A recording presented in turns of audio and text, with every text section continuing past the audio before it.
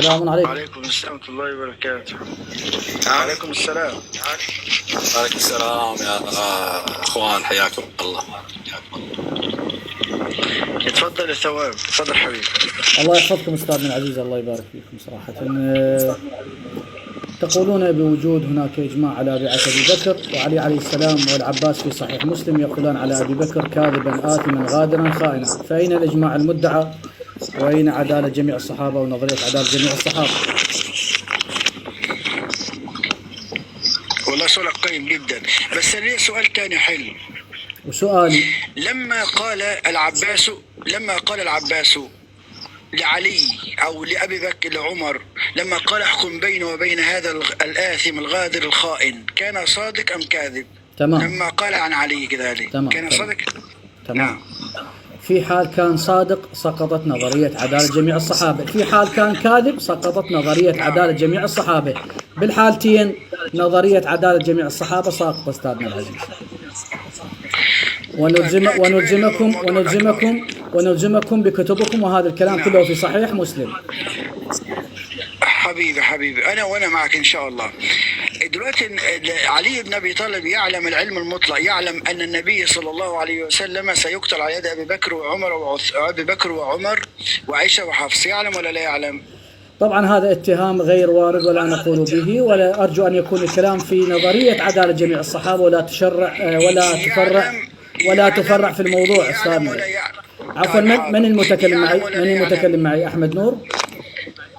نعم يعلم ولا لا يعلم؟ أستاذنا العزيز، الرسول صلى الله عليه وآله وسلم بصريح القرآن لا يعلم الغيب، فكيف يا علي من هو ما هو الرسول أفضل من علي ولا يعلم الغيب؟ فعلي لا يعلم الغيب يا أستاذ أحمد نور. ممتاز. إذا سقطت عصمة علي أن يكون أستاذنا العزيز طبعا بالمناسبة لا يوجد مقارنة، أنا أيضا لا أقول بالعصمة ولا العصمة المطلقة، إنما هو وصية النبي صلوات الله عليه. وهنا سؤالنا الناس به نظرية عدالة جميع الصحابة. ثواب، أنت صرخي واضح من أجوبتي أنا صرخي، واضح من إلزامي أنا صرخي. طيب علي بن ابي طالب رضي الله عنه وارضاه. استاذ لا نظن نتنقل استاذ احمد لا نظن نتنقل في الساعه قضيه. الزامي في خصوص نظريه عداله جميع الصحابه وين صار؟ بهذا الحديث. نعم هذا الحديث في صحيح مسلم الجزء الخامس صفحه 151 حديث 1757. وقلت لك كان العباس صادقا او لم يكن صادقا، بالحالتين نظريه عداله جميع الصحابه نسفت ومن كتبكم. طيب انا هسألك سؤال، الغادر آثم وخائن ولا لا؟ انت قل لي، ما اعرف، انت قل لي. انا بسألك الغادر اذا هو باوع استاذنا، انا بيني ما بين الله سبحانه وتعالى وحسب فهمي والواضح ومن الظاهر العباره ان الكاذب والآثم والغادر والخائن من المستحيل أن يكون ماذا؟ عادلا. إذا كان كاذب وآثم وغادر وخائن يكون عادلا قطعا جزما يقينا لا يكون عادلا، وهنا نسفت نظرية عدالة جميع الصحابة. خلصت؟ واضح استاذنا هذا، خلصت براحتي كلش براحتك تنجاوب. على فكرة انا عندي، ما اعرف الاخوة بالجيست وين راحوا؟ انا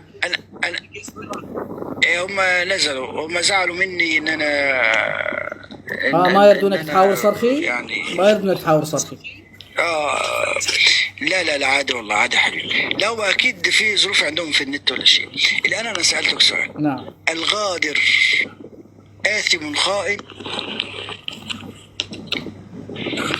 طبعا باللغة العربية لكل لفظ له معنى يختص به، وأحيانا من جهة يشترك مع لفظ الآخر، لكن سبحان الله كان الخطاب بأربع ألفاظ: كذب وإثم وغدر وخيانة، وشاء الله أن تكون هذه الألفاظ ناسفة لكل مبرر، ناسفة لكل عذر.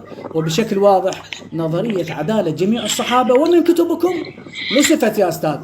فهنا ما عندي وياك شيء أستاذ أحمد نور غير أنه أدعوك أستاذنا العزيز، أدعوك إلى تصحيح دينك وعقيدتك، وأرجو أن تتمسك بوصية النبي بالقرآن والعترة أستاذ أحمد نور. يعني صراحة أنت إنسان يعني محاور وتنطينا مجال، ولك كل الود والاحترام، وعلى أساس هذا الود والاحترام ندعوك للتمسك بوصية النبي بالقرآن والعترة، وترك هذه الأمور التي نفسه تراثك ينسفها، إجماع، نظرية عدالة وغيرها من أمور. ثواب سؤال سريع بس كذي. إذا في خصوص نظرية عدالة الصحابة تفضل. عليك أمر، يعني تترضى على الصحابة أنت؟ عزيزنا أستاذنا العزيز، بصريح القرآن هناك من الصحابة منافقين وغادرين، وهناك من هرب، وهناك الكاذبين، وفي رواياتكم هناك وهناك. أنا أترضى بشكل واضح، أترضى على الصالحين من الصحابة من أحرزت القطع واليقين بصلاحهم. أبو بكر وعمر وعثمان رضي الله عنهم، رضي الله عنهم. تترضى عنهم؟ رضي الله عنهم، نعم. زين عندك محبة علي مثل محبة الله؟ سبحان الله، هذا عبد من عبيد الله. أين الله وأين علي عليه السلام؟ طبعا شوف التفرع، والسؤال مالنا وين؟ سؤالنا لا تدرون الصرخية لا نقول بتعريف القرآن أستاذ. خلينا بسؤالنا، نظرية عدالة الصحابة وين صارت؟ كل الشيء النبي صلى الله عليه وسلم بعد أسئلة، ونظرية عدالة جميع الصحابة نسفت، ما عندي وياكم مشكلة يعني.